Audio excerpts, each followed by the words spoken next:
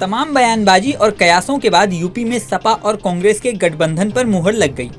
UP की 80 लोकसभा सीटों में से 17 पर कांग्रेस चुनाव लड़ेगी।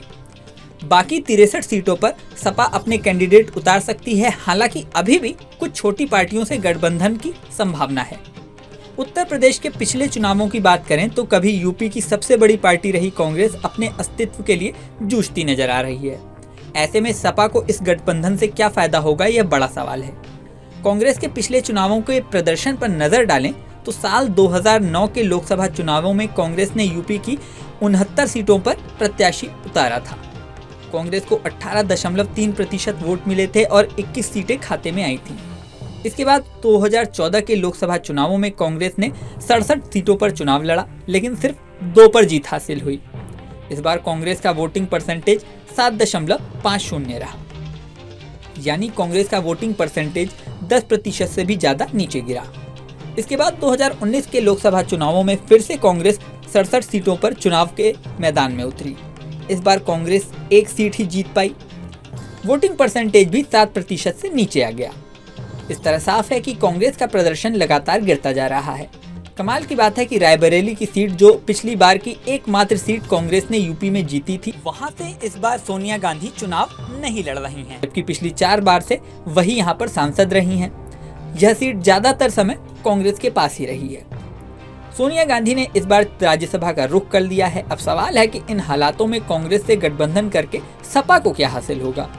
इस मामले में राजनीतिक जानकारों का दावा है कि कांग्रेस का परंपरागत वोट बैंक ब्राह्मण, दलित और मुस्लिम वोट बैंक रहा है। इसमें ज्यादातर वोट बैंक पिछले 15 से 20 सालों में बिखरा है, लेकिन कुछ % वोट अभी भी कांग्रेस के साथ है। इसमें मुस्लिम वोट बैंक सपा का भी कैडर वोट बैंक रहा है। विधानसभा चुनावों में बेशक सपा ज्यादातर मुस्लिम वोट बैंक को अपने पक्ष में खींचने में कामयाब रहा, लेकिन विधानसभा और लोकसभा के चुनावों में समीकरण अलग अलग होते हैं। कांग्रेस और सपा के बीच मुस्लिम वोट बैंक बढ़ सकता है। सपा को कांग्रेस से हाथ मिलाने का बड़ा फायदा ये होगा कि मुस्लिम वोट बैंक बंटने का डर खत्म हो जाएगा। सपा का खुद का ग्राफ भी पिछले चुनावों में डामाडोल रहा है। साल 2008 के लोकसभा चुनावों में सपा ने 75 सीटों पर कैंडिडेट उतारे थे। इसमें सपा को 23.3% वोट मिले थे और 23 सीटें हाथ में आई थीं। साल 2014 में सपा ने 78 सीटों पर चुनाव लड़ा, लेकिन 5 पर ही जीत हासिल हो सकी। उसका वोट प्रतिशत भी 1.1% नीचे गिरा। वहीं साल 2019 के लोकसभा चुनावों में सपा ने बसपा और रालोद के साथ मिलकर चुनाव लड़ा। इस बार फिर से उसे 5 ही सीटें हासिल हुई और वोट प्रतिशत भी 18.11% रह गया। ऐसे में सपा कांग्रेस के साथ मिलकर मुस्लिम वोट बैंक को बंटने से बचाने के जुगाड़ में है, खासतौर से उस स्थिति में जब बीजेपी का वोट प्रतिशत पिछले दोनों लोकसभा चुनाव में तेजी से बढ़ा है और माना जा रहा है कि अयोध्या में राम मंदिर का मुद्दा उसे बड़ा फायदा पहुंचा सकता है। अब सपा का ये दांव कितना कारगर सिद्ध होगा, ये तो चुनाव में ही पता चलेगा।